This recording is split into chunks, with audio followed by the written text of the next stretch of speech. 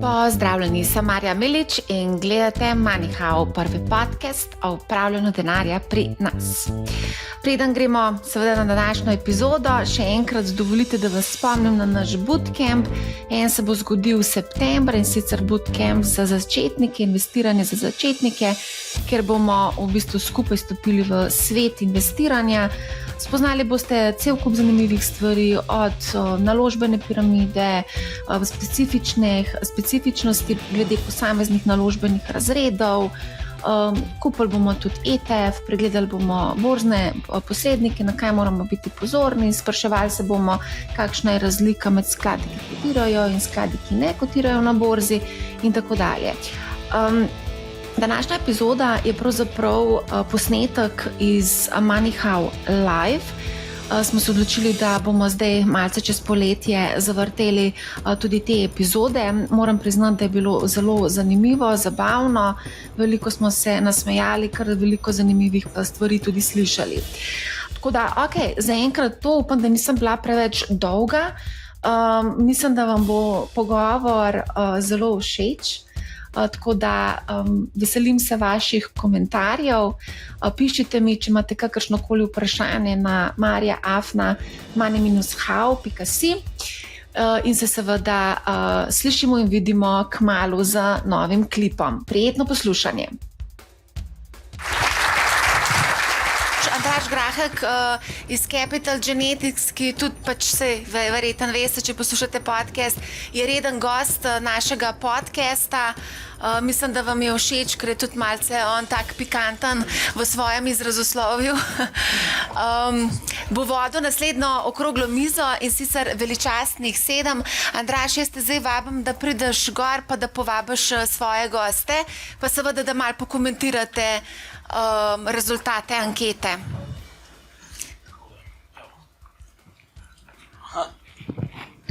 Lep pozdrav še z moje strani. Bom najprej jaz kar povabil svoje goste. Danes imamo zanimivo druščino na kupu. V bistvu pokrivamo vse od abstraktnega softvera, letečih stvari, stvari, ki so pod vodo, se gibljajo avtonomno, pol znamo hekati, braniti se pred hekerji, vse živo. Tako da gremo kar po vrsti. Z nami so danes Jernej Štrasner. Pozdravljen. Izvoli. Bom jaz probal en kratek intro narediti, ampak danes je Jernej rezident Bleda in ni se formalno upokojil, ampak izpolnil si je svojo življenjsko željo in to mu je omogočilo, da danes lovi ribe, pa se vozi s kolesom po Sloveniji okrog. Mogoče bi ti jaz kar pripisal, assignal en mikrofon, lepo prosim, sam poglej, če dela. Mogoče ga prežgiva ga. Ja? Ne dela? Halo. Okay, ima lagging efekt. Stvar seveda ni tako enostavna. Mogoče sam zelo kratek intro. Kaj si ti počel v življenju, da zdaj v bistvu tako malo, ko bo rekel, si na sabatikalu ali na neki življenjski pauzi, pa malo si predah vzel? Srečen, da sem v penziji. Si? Sem pa poslušal papiča, jaz sem obleko roza, denar dela zame, tako da zato sem v penziji. Ne, drugače pa, jaz sem programer, sicer že kar nekaj let nič takega, samo pač side projekti, profesionalno pa sem potem šel v management, Silicon Valley delal na Facebooku, takrat je bil še Facebook. Svoje podjetje ustanovil v Silicijevi dolini, ki je bilo itak potem remote, pa COVID, pa cela ta scena. Tako sem potem pač pristal nazaj v Sloveniji. Podjetje prodal, delal zdaj 3 leta za firmo, ki nas je kupila, Sentry, mogoče kdo pozna. Tako da od januarja sem pa uradno v penziji. To sem sebi rekel 20 let do tega, da bom pri 35 v penziji. 35 sem bil prejšnji teden, tako da... Čestitke, ne? Aplauz. Tako... V MoneyHow veliko govorimo o planiranju, ampak da tako natančno to splaniraš, pa še vse to vmes narediš, mislim... Itak je en kup pač na ključu. To je nekaj sumljivega, kakšen časovni stroj v igri, po moje. Malo sem sforsiral. Ja. Evo, naslednji gost, na oder vabim Markota Peljhana. Zdaj, v nagovoru na tem dogodku smo rekli profesor Marko Pelhan, ki predava na Univerzi v Kalifornija, Santa Barbara. Systemics je kaj, Marko? Mikrofon, čak, te moramo opremiti. Evo, ta applied science, klele, to ni tako kot teorija. Probaj sam, živijo? Deluje. Systemics je kaj? Ja. Systemics je ime mojega laboratorija na univerzi, ampak je nastalo, ga je pa v bistvu prvi definiral oče druge second order cybernetics, Heinz von Förster. In on je to definiral kot povezave kreativnosti, umetnosti, humanistike in znanosti. No, to je nekako moje življenje. Tako, in zdaj, če dava še mal... Pa tehnologije, seveda. Tako, če dava še mogoče kakšen podatkovni delček, no, dajmo reči na to ravnino. V življenju si počel, poleg seveda tudi umetnosti in znanosti, predvsem se ukvarjal, jaz sem te spoznal v kontekstu dronov in tudi podjetja C-Astral, katerega soustanovitelj si bil, tako da v bistvu, bom tako rekel, si cel krog naredil, bom rekel, od neke kreativnosti do oprijemljivosti, kjer so pa stvari zelo, zelo natančne, ne, v bistvu v končni fazi. Ne. Ja, vse v konceptualni umetnosti so tudi zelo natančne. So, ne, sam, ko gledamo, smiselno, kaj prvi pogled, pa pogledaš, pa res se strinjam. Tako da v glavnem, malo živite kampus Tacomori, kar se tiče tehnologij, danes smo priča zelo zanimivim spremembam in tukaj vabim svojega tretjega gosta, Andraža Logarja, predsednika Slovenskega tehnološkega foruma in pa tudi ustanovitelja družbe 3FS in direktorja. Evo. Še tebi bomo namenili en mikrofon, pa bi te prosil sam, da rečeš en živjo. Evo, super, imamo zvok. Andraž, jaz tebe poznam kot človeka, ki je v bistvu se večino časa ukvarjal z ljudmi in kodo. A je to pravilno na nek način rečeno? Kaj je še zraven bilo? Bolj ljudje, kot koda. Ta zadnjič, ki sem programiral, je bilo 18 let nazaj. Tako da ta zadnjič, ki sem napisal... Ja. Osebno, no. Mislil sem predvsem projekte, kjer ste razvijali software za določenem, predvsem izvozne trge, Skandinavija, Nordics, večji telekomunikacijske firme so bile vaši klienti. Samo da te mečkam razumeli v bistvu, s kakšnimi profili se danes pogovarjamo in seveda zdaj, kaj bomo zdaj naredili? Ne? Dajmo kaj uporabnega se spomniti, dajmo jih GPT-at, ali ne, dajmo chatati z njimi, da ni nujno GPT-at. Zdaj spet moderno se pogovarjati in chatati, kar v kvaži dobi modemov, ki smo tudi chatali, ali kvaži točno. Malo šalo na stran, vsi veste, da obstaja en izraz tako imenovanih veličastnih 7 in to predstavlja 7 največjih ali pa družb z največjo tržno kapitalizacijo na svetu, Magnificent 7. Prej smo imeli eno anketo, pa bi mogoče lahko prosil, če je možno, da si tole malo gledamo. Zdaj, vsi te malo nategnili vratove. V bistvu smo se tukaj spraševali, koliko ljudi v prostoru si je drznilo direktno kupiti delnico enega izmed velikih 7 ali pa imajo mogoče nek ETF, indeksni sklad, ki vključuje te delnice. In zdaj, v bistvu, dajmo reči, od teh velikih 7 je, a imamo neodločeno, Nvidia je zmagala 14%, pa zelo podobno Microsoft, Alphabet, to je, da se malo pohecam, Alphabet seveda, zdaj Google Alphabet, se vidite, se skozi nekaj spreminjajo, mogoče to že nova permutacija imena, meni je všeč Alphabet. V glavnem, poj sedi Microsoft, Tesla, Microsoft, Meta, zdaj 4% ima vse od naštetega, tako da mogoče pametna razpršitev.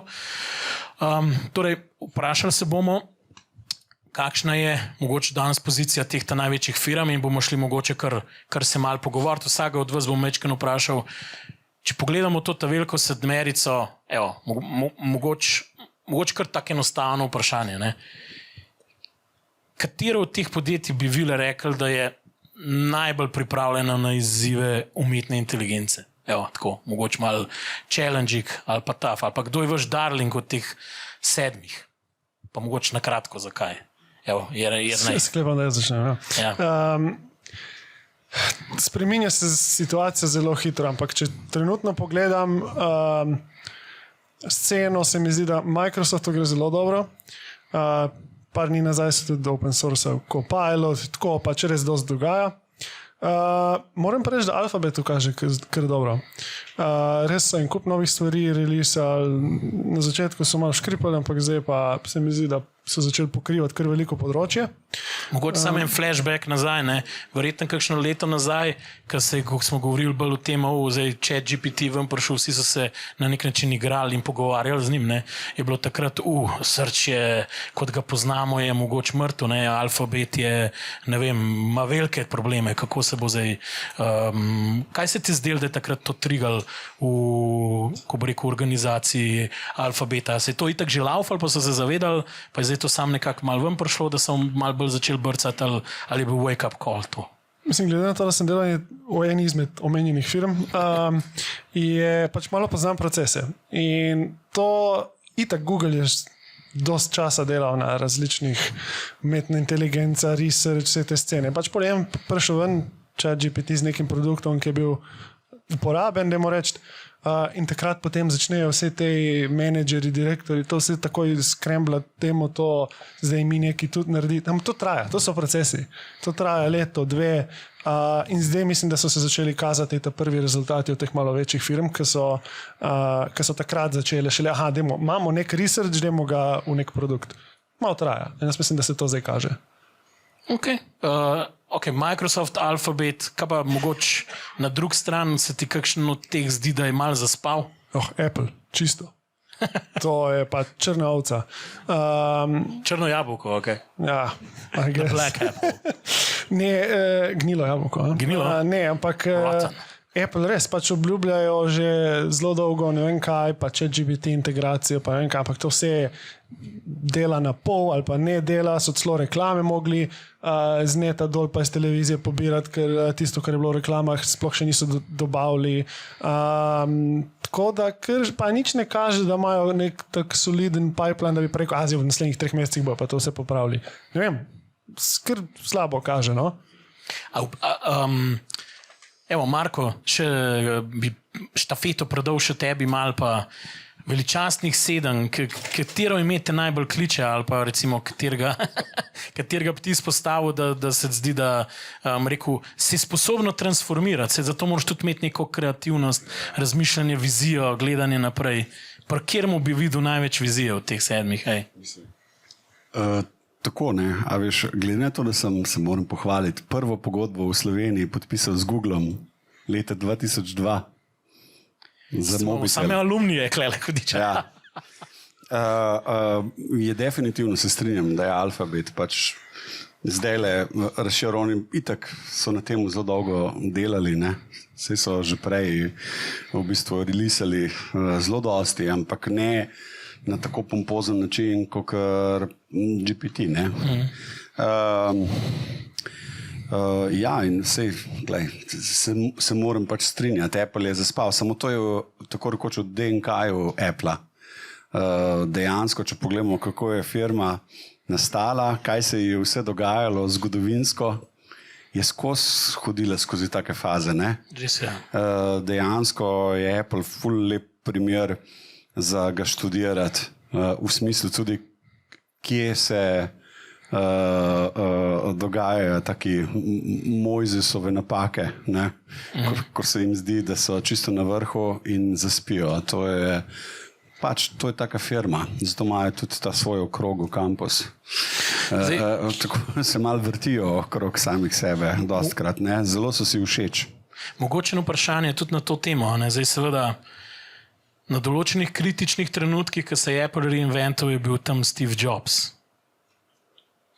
Kdo je larger than life figure v Apple danes, ki bo dal nek nov narativ?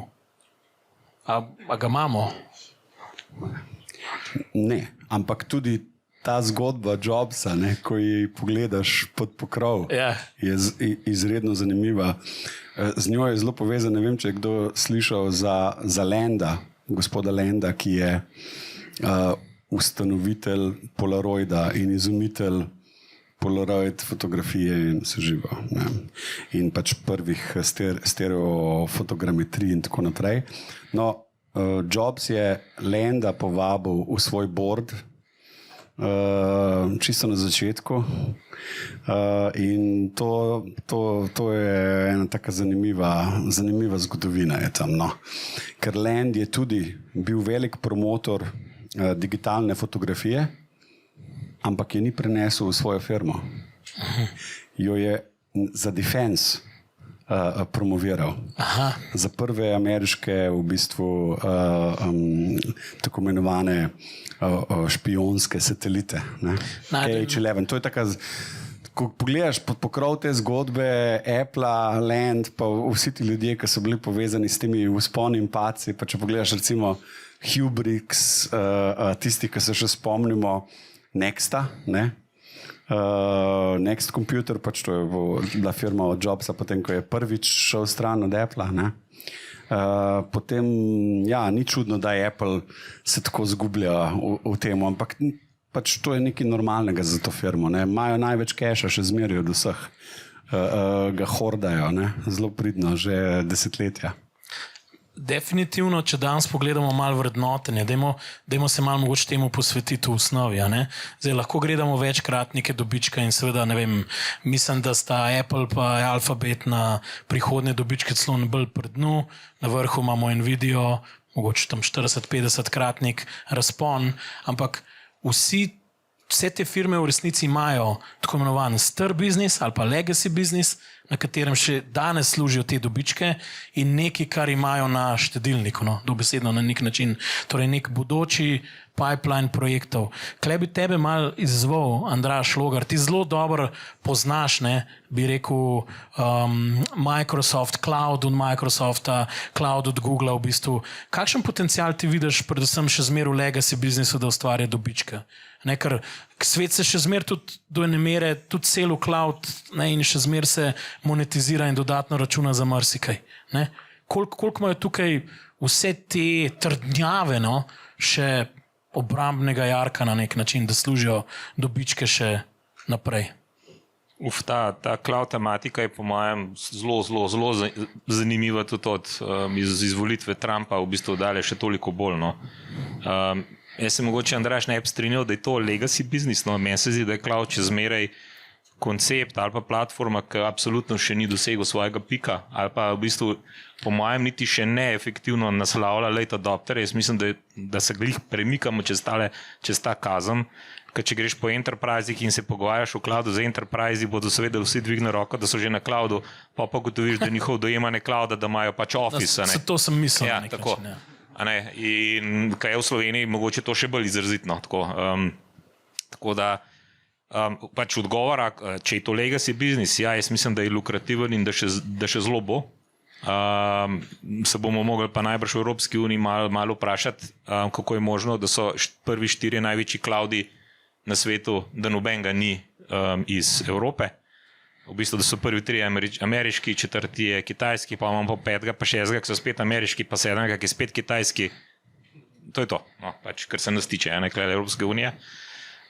Bi pa mogoče te malo zbodil še to razmišljanje, ker publika danes je zelo taka, s katero si jaz nimam ful nekega overlapa. No. Jaz ponovadi se pač pogovarjam bolj z inženirji pa s temi ljudmi, ki šlatajo, kaj je pod pokrovom. Medtem, ko se mi zdi, da ta publika se pogovarja z balance sheeti pa s takimi stvarmi. Danes te imam tukaj zato, da mi poveš, ali kupujem kle limone, ali gnila jabolka, ali kaj pod pokrovom, ker me mora skrbeti. Ti si moj avtomehanik danes. Evo, to. No. In če odpremo pač pokrov, v teh firm se mi zdi, da se treba vprašati o platformskih building blokih ali pa delih motorja, ki te firme po koncu drži. Pa ne finančno, ker Microsoft recimo je zagotovo najboljša finančna ustanova v vseh telih. Hočeš reči, so najbolj znajo monetizirati to. Ja, najbolj taka McDonald's firma, no je to. To, kar mene res rajca, no, so sledeče stvari. Da se treba vprašati, kdo od teh firm ima svoj cloud. Ima ga Amazon, ki je najbrž, če vprašate tehnične ljudi, bojo rekli, to je de facto najboljši cloud na svetu, pika. Pa imamo Google, ki je bil malo legard, Pa danes se mi zdi, da če boš vprašal cloud, ljudi bodo rekli, to je top shit. Pa imamo Microsoft, ki po mojem res redko najdeš tehnične ljudi, ki jo rekli, to je res dober. Rekli bodo, valjda, imajo Active Directory, so pač upeti v Enterprise, imajo Salesforce v smislu ljudi, ki prodajajo, ampak tehnično pač niso on-pera. To je ena taka zanimiva. Pa ugotovimo, da Meta tega efektivno nima, vsaj public ne. Apple, zanimivo, tega nima. Tudi publicly ne. Koga smo imeli? Nvidia, dobro, to je itak druga scena, pa Tesla tudi ne. To je recimo ena taka stvar, ki se meni zdi, da je danes izredna konkurenčna prednost. Druga stvar, to bo mogoče moj bolj programerski kolega več na to lahko komentiral, ampak recimo mene je zmel rajcal, kdo ima še razvojne platforme, kdo ima programski jezik svoj. Microsoft itak, da ga ima, ga imel, etc. A ga ima Amazon? A ga ima? A ima kaj Amazon? Zih imajo, okay, no, ampak nič ni na nivoju, ne vem, .NET-a, Golanga in tako naprej. A ima Apple kaj? Ima Swift, ne? To je to. Pa če pogledamo Google, ne v teh, je pa tudi, mislim, trendsetter, izumitelj in tako naprej. V glavnem, kdo ima te building bloke? Pa še tretja stvar, kdo ima hardverske building bloke? Kdo ima dostop do mene, do Andraža, preko stvari, ki jo lahko pošlatamo? Itak, da ima Apple. Amazon se mi zdi, da se tukaj malo, pač smo imeli neke, ali pa imamo neke device, Microsoft tudi ima neke device in tako naprej. Zdaj pa če vse to skupaj damo, se mi zdi, da pa lahko se pogovarjamo o firmi, ki recimo zame, kot preš pokrov motorja, najbolj interesantna, to je Google, ki ima po mojem mnenju najboljši setup vsega. Eno anekdoto bom pač tu ustavil vmes. Dokler je bil Steve Jobs še živ, je bil velik mentor Zuckerbergu. In po mojem iz teh pogovorov izhaja tudi to, da Zuckerberg že desetletje plus točno to lovi. On si želi priti, narediti, prodati nek device, neko platformo, nekaj, da je pač Facebookova oziroma od Mete. In je to poskušal že, tudi bil Facebook Phone, smo že imeli, smo te razne VR scene, Oculus je dolgo časa stavil na Oculus, da je to naslednja platforma, zato ker Apple tu ima veliko prednost s to platformo. No, evo to bi bil en tak moj komentar, če ne gledamo teh benefitov pa teh stvari.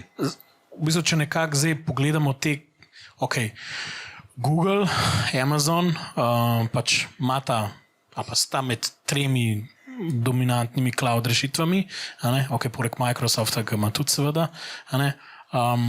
Temu se malo Meti posvetiti. Meta tudi izjemno, zelo oba izjemno veliko vlagata vsako kvartal v cloud, v computing power, torej v dajmo reči, centre, ki bojo procesirali za take in drugačne namene, matematične operacije, da bojo zadostili vsem potrebam razvoja umetne inteligence. Ampak dajmo iti malo tudi na Meto, ki je v izjemno intenzivnem kapitalskem ciklu vlagan. Jernej, kako ti vidiš podjetje, v katerem si ti delal, kaj počnejo tukaj? Kaj misliš, da je nek wow faktor, ki bo z tega vam prišel? V bistvu nisem čez ziher. Malo sem navezan na to, kar sem likar povedal.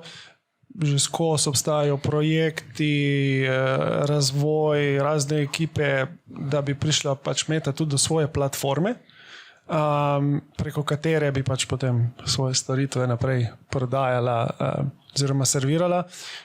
Oculus je še nekako najboljši približek tega, to vemo, da ni neki za ne vem kakšno masovno.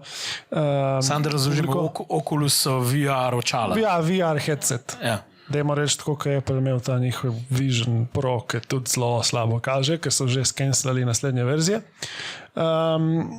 Drugač pa v resnici ne vidim, kako bi Meta tukaj dejansko pa še na trg, ne vem, mogoče kaj razvijajo zdaj, da jaz ne vem, meni tam že 5 let, ampak... Ker v bistvu, če imaš ti VR očala, rabiš verjetno tudi neke specific content ali pa nekaj, kar bo obogatil content, ki ga uporabniki imajo, verjetno, ne? teh velikih majhnih stvari lahko veliko, a saj mogoče na nekem takem steku delajo. Mislim, ja, absolutno. V bistvu content na koncu niti ni toliko problem, pač ogromno se ga je tudi naredilo že znotraj Mete in vse tako, ampak če publika ne kupuje tvojega VR headseta, kaj boš delal na content, kako boš ga ustreliral? Verjetno izhaja vse to iz tega social media layerja, torej, in engagementa ljudi, kaj delajo na spletu, kaj si pošiljajo, kako med sabo interagirajo. Jaz zdaj ne vem, a boš ti dal golo očala, pa boš videl spalnico nekomu dobesedno, no, mislim, to bi bil lahko ekstremen primer, ne, ali pa kuhno, no, če je bilo to predaleč, ne. Ne vem, ne, boš malo stopil noter in bosta, ne vem, virtualno, ne vem, se engageala, ne vem, a je to v bistvu vizija? Ne vem, jaz mislim, da večina... Ampak kdo drug kakšen mnenje odvajal? Zaenkrat si malo tavajo, se mi zdi. Če je to vizija, sej teh poskusov je bilo že ogromno. Ne? Spomnim se sam tega debakla z začetkom metaversa, kako ga je on najavil in tako naprej. Ne? Katastrofa. Ne? Se zbojiš, če bi bil investitor, ne? V to, ko je on to pokazal. Ne? In v bistvu ta firma živi, vse vemo, na inerciji pač tega providanja in engagementa, contenta in reklam. Mislim, nič drugega. V ozadju je ena velika praznina in čirički tako pojejo. Jaz to tako doživljam, Meto še posebej. Ne? Prav to, kar si povedal, ne, da je pač njegov vzornik bil Jobs, ne, svojim Mr. Gadgetman, ne, kot ga danes poznamo. Ne, sem te gadgetov pred ta prvim uspešnim, jih je bilo pa še dosti zelo, zelo neuspešnih. Ne, in tist ni receptura. Ne. Zdaj, da je on padel na to finto, to mitologijo, zato jaz tudi kot Andraž, mislim, Alphabet / Google, to je v bistvu firma, ki je organsko rasla in je tudi v bistvu poskrbela, da engagement ni prazen in da ne uničuje generacij ljudi. Ne? Mislim, njihova poteza genialna je bila pač operacijski sistem, ki je dejansko ustvaril strašansko competition in odprl market mobilne telefonije, ne? S tisto potezo, pač, ki so jo naredili takrat. Tako da Google res pametno razmišlja, ne, od vseh teh firm. Mislim, da je zelo dominanten in isto v cloudu in isto v AI-ju. Pač oni imajo to neko razumevanje veš, nastali so na pogorišču 2000, ne? Prvega buma, ne? Oni so res takrat nastali. Ti ostali so bili malo kasneje. In mislim, Apple je druga zgodba. Sej, Apple je pač hardware firma, ne? Amazon je bil pa tisti, ki je preživel pogorišče 2000, ne? Ne moramo mimo, da se dotaknemo še dveh firm, ki mogoče nismo jih toliko omenjali, ampak v resnici se bolj bavta s hardverom in ne bolj, se tudi bavta, dobro, se drugi tudi to je namere, ampak sta tudi hardware focused firma in to sta seveda Tesla in pa Nvidia. Pojmo najprej na The One, na Nvidia, kjer vsi zdaj stojijo v vrsti nekako in čakajo, kdo v dobu ta prvo serijo Blackwell čipov. Kako vidite mogoče, ali pa kako vsi vidite, kdorkoli od vas, ali pa na kratko vsi, ta cikl mogoče implementacije te nove generacije, kako vidite sploh, ponavadi se ta industrija čipov giblje v res zelo, ko bo rekel, dinamičnih ciklih, ne? Imamo skozi shortage, posledično zelo visoke cene, na neki točki pride do oversupply, ker tega ne moreš čisto dobro kontrolirati, ker pač en se odloči, da za nas 30 milijard ne bo več 30 milijard nekega dne, ampak bo, ne vem, 5 in to ni pol drop-off 5 milijonov, ampak 25 milijard naročil. Sam ne vemo, kjer dan bo to, pač lahko čez 15 let, ne me narobe razumeti. Ne? Kako vi vidite v bistvu vlogo Nvidije, ker v tem trenutku se zdi, da ima še zmer neko neulovljivo prednost, ki še lep čas ne bo disruptirano. No. Mislim, poslušal sem Ilona Muska v intervjuju, mislim, da je nekaj tako malo previdno probal AMD zraven omenjati, ampak še to je bilo bolj iz mogoče kurtoaznosti. No. A mene gledaš? Vse gledam v bistvu. Pix and shovel zgodba, oziroma brez čipovnem življenju ni Nvidia the one, koliko cajta to še traja. Mislim, nisem absolutno nisem strokovnjak, kar se tega tiče, pa teh stvari, ampak bi pa se dotaknil ene zgodovinske realnosti, ki je po mojem živel vsak, približno moja generacija, ki je hotel biti gamer in je kupoval grafične kartice za to, da mu je Dune pa Quake hitreje delal. In če se takrat spomnimo, tih voodoo čase, če malo pozabimo za sekundo, pa Matrixe. Kaj se je potem začelo dogajati? Skozi je bila Nvidia že takrat v prednosti in skozi je ATI zadnji bil in si skozi pač trudil in skozi je bila pač en generacijski gap, ki ga je imela Nvidia takrat skozi spredaj. Jaz sem sicer ATI-jeve grafične kartice kupoval, tako da sem bil v drugem taboru, ampak je bilo evidentno, tako. In pol se nam je zgodila ena stvar, na katero ni seveda ben pomislil, po mojem tudi Nvidia, mislim, ful dvomem, da je, in sicer ta kriptoscena. In ker naenkrat pač folk minta gor neki, ustvarja toploto. In radiator je naredil. Tako, kur štrom sveta, ustvarjali smo najbolj decentralizirano bazo podatkov na svetu, za katero se še vsi sprašujemo, a je še kakšen drug use case, poleg tega, da sam shranjuje neko virtualno vrednost oziroma cifro. In takrat je spet bila Nvidia. Mislim, nismo mogli drugega delati, pač nismo mogli mintati Bitcoina, kakor na Nvidia. In pa se ti zgodi tale AI, ki se je spet isto pokazal. Že misliš, da je konc, pa it goes on and on. Tako, in pa če pogledaš ta landscape, ATI-ov, AMD-ja in tako naprej, ali pa ne vem, bi jaz, to, kar jaz berem, ali pa to, kar do mene pride, se mi še najbolj zdi zanimiv tisti del, ki se dotika tega, kaj te veliki počnejo, ki smo jih pa prej omenjali. Kaj počne Google, Apple, ne vem, mislim, Apple ima svoj chipset zdaj, ampak ne za te namene. Kaj počne Microsoft, kaj počne Amazon, kaj počne nekaj startupov, tudi evropskih, ki pa hočejo pač dethronati Nvidio.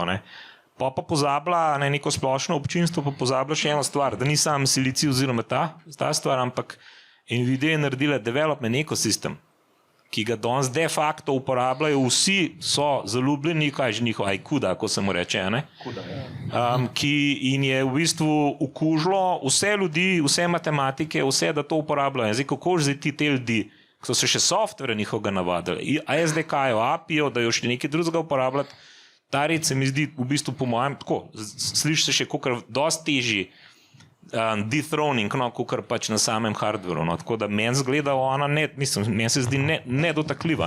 Tako. Marko, še ti mogoče? Pri Nvidii imaš potem še edge, se pravi te male mašine, kamor zdaj gre dosti razvoj tehnološki, da imajo pač dovolj computing powerja in jaz mislim, da imajo kar pokrito. In to je dejansko res. Pač, ljudje se naučijo tistega okolja in that's about it. Ampak drugače kot Microsoft.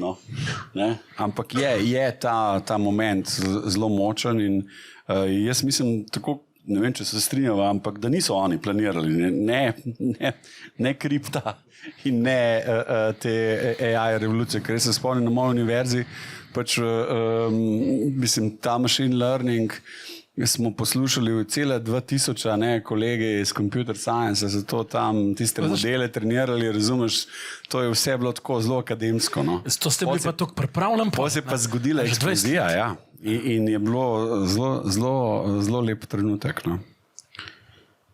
Še kaj za dodati?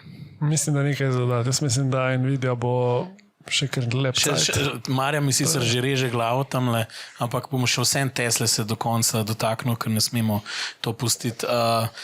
Zdaj bom citiral Ilona Muska za konc. Rekel je, da bo rabil en gigavat elektrarno za to, da bo napajal nov center za computing v Tennesseeju, se mi zdi, če se prav spomnim. Napovedal je humanoidnega robota okrog leta 2030, ki nam bo pekel palačinke ali kaj že. Pa rekel je, da samo vozeča vozila je prihajal. Jaz sem full velik fan tega. Jaz v bistvu, to je za me narejen, da se lahko zaspim, pa me pele nekam, pa se malo spočijem, ker premalo spim po noči, recimo. Ne? To. Kaj si vi mislite, da od teh stvari se bo v resnici, ali pa koliko blizu, ali pa koliko daleč, evo, za zaključek, ne? Elon govori o tem, da se bo Tesla vozila sama že od leta 2008, še zdaj se ne. Tako da, we'll see.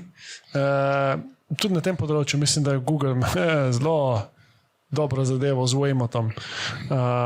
Mislim, da so kar spredaj.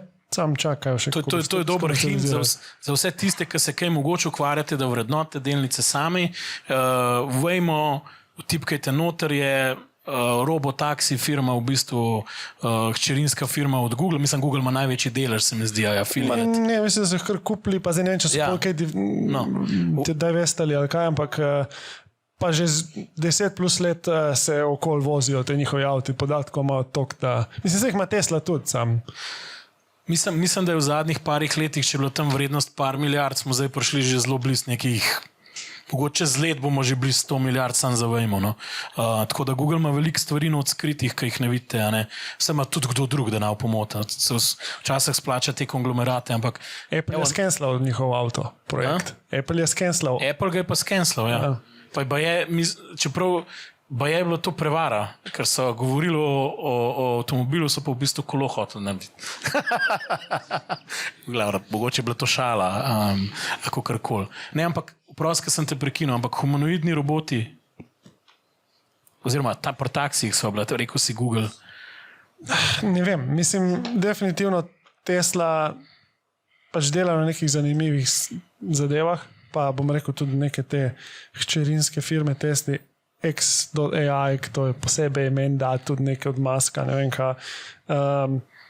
Ne vem, pojmanja, z Muskom ne moreš točno vedeti, kaj bo dostavil, kaj ne bo, govori veliko in bom po pravici povedal, da zadnje čase ga niti ne spremljam več, ker je malo kuku. Marko? Ja, I second that. Vsekakor. Kaj vsi so te strinjali? Ja, take si izbral danes, kaj ti rečem. Očitno, čeprav ni bilo planirano. Ne? To je človek, ki se še zmer pogaja za največje plačilo managementu v zgodovini človeštva. Mislim, da je to na sodišču, ker sploh ne vem, kakšna številka, jaz sem zdaj pozabil. Mislim, da je nekih 100 in nekaj milijard. Ja, zdaj, zakaj se je pa to zgodil? Ker je imel on opcije, ki je bila Tesla, ne vem, rock bottom, in je dostavil čisto vse to, kar je rekel, in mu Ben ni verjel in podpisal tisto pogodbo. In zdaj tako visoka številka, da bojo v bistvu, če sodišče doče izplačati, ker je bilo to shameless za corporate America. Druge težave, politične. Ne?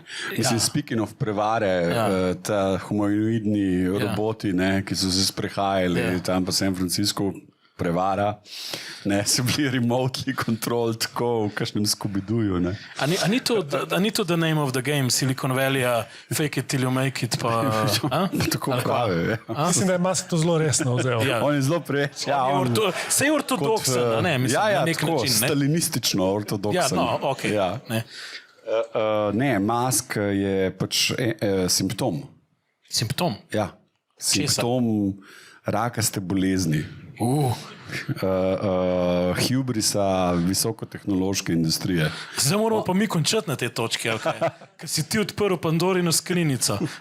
Ok, hold that thought, to bo za en drug podcast, po moje. Andraž, you need to wrap this up. Kaj zdaj? Palačinke, kdo jih bo delal čez 5 let? Ne vem, mislim, ja, v teh robotih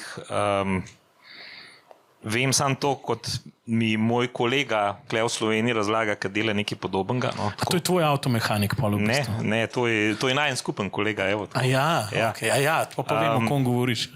Ne, mogoče bi eno anekdoto na temo pač tega Tesla in tako povedal. Mislim pa, da je popolnoma jasno, da pač to, kar se dogaja z Muskom in njegovo podobo in dviganjem desnice in tako naprej, se mi pač gabi in se mi zdi, da je pač zajebal brand neskončno. No, tako. Ampak, ne, mi smo imeli v firmi priliko pred 2 letoma delati v avtomobilski industriji in smo malenkost pogledali pod pokrov, kako to funkcionira. In 2 zadevi sta bili taki zelo povedni. Ena je, da so naši inženirji, se pravi softverski inženirji, rekli, aleluja, zdaj končno vem, kako avto deluje. Pa ne zato, ker so pogledali normalnemu avtomobilu pod a ne pokrov, ampak ker so ugotovili, kako Tesla avto v resnici funkcionira, se pravi laptop on wheels, dobesedno. To je ena taka zanimiva anekdota. Druga zanimiva anekdota pa je, da ko spoznaš, koliko je Tesla naprej. To je 2 leti nazaj bilo to šokantno spoznanje. Mislim, sploh za nekega Evropejca, ki na pedestal daje nemško, francosko avtomobilsko industrijo in potem pogleda in se kot softveraš malo vpraša, kaj je tam spodaj in vidiš mislim, aj vam sploh kaj jasen. Tako da najbrž stališča tega teha, softverskega deha so najbrž še vedno neskončno naprej. Kako so pa to na borzi izgledali, pa ne vem. Ta Trumpov dip, sem recimo jaz relativno dobro preživel, ker sem shortov Tesla, tako da... Opala, Mr. Barry Paul. Tako da sem rekel, tole ne bo dobro. Čeprav mislim, da zdaj spet na nekih 320 ali nekaj takega. Nisem vedel, da imaš 350. Pač jaz sem, rekel sem, da v to šlo na nulo, tako ko vsi kar shortajo, ni šlo na nulo, ampak pa ki začeli dvigovati, ker rečeš, ok, to so spet neke čist bizarne stvari. To so z Bitcoinom tudi si na 110 počeli zdaj pa so mogli pa zapirati. Lej, pač, hvala vsem, upam, da smo malo... Še eno vprašanje. Še eno. A so odgovorili na vprašanje, v katero delnico se splača za investirati? Med vrsticami smo, po moje. A ste? Med vrsticami. No, ampak dajmo malo bolj konkretno. Apple ne, Tesla, če šortamo, Google, ajde, ok, Nvidia, kaj pa za Nvidia? Jaz te malo popravil za Teslo. Staviti proti Elonu je trik, moraš imeti srečo, da celo kožo odneseš, tako da nikoli ne veš, kaj se mu bo zgodilo. Kaj pa smo rekli za Nvidia? Ja, tukaj je in vsi jo ljubijo. Inženirji jo ljubijo, mi nje ne moramo iti. Vprašanje je samo, koliko veliko tis bo imela na trgu. Tako da neki zginila, da v jutri en prišel in jo spodrinil ne bo. Microsoft zna najboljš računati, mislim, da ste to, kasirati, sorry. Dajmo tako reči, čeprav pod pokrovom ni zmer vse to, kar pravijo. Google se mi zdi mali stopil, kar se tiče nekih priložnosti, ki so skriti not. By the way, tudi vrednotenje je kar razumno zdaj v tem trenutku. Ali mi kaj ne vemo, pa se je kaj dramatičnega zgodilo na tem generative AI delu, recimo pa Searchu. Search je velik del Googlea od obstoječega dobička, tako da advertising mogoče kle kakšen trik. Smo kaj pozabili? Meta, ja, Meta nismo najdeli inspiracije, trudili smo se, ampak Meta ima pač ta, ne vem, milijardo plus folka, ki tam tiči vsak dan in se pogovarja, kdo je pelal koga na sprehod ali kaj drugega. Ne vem, pač to nam tudi zginalo v končni fazi. Tako da je sam pač treba razumeti, v kateri zrelostni fazi je in kaj novega imajo. Tako da ni tudi težko staviti proti Meti, iskreno povedano. Tako, ampak... Ja. Okay. Ko bo prvi evropski suveren cloud prišel mimo, to bi se splačalo investirati. Točno to, evo to. Sam ne vem, sam ga še ni. Ja, mislim, klele, ja, evo, eno. Lahko. Eno fora. Ampak daj. Lidl je investiral v Stack IT firmo, ki je imela idejo, da bo vsak Lidl postal data center. Briljantna ideja.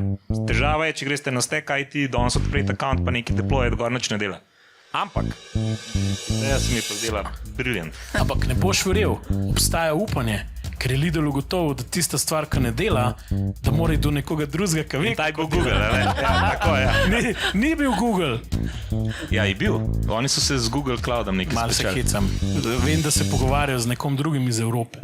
To pa več v prihodnosti. Več v prihodnosti. Ej, super, najlepša hvala, odlični ste bili.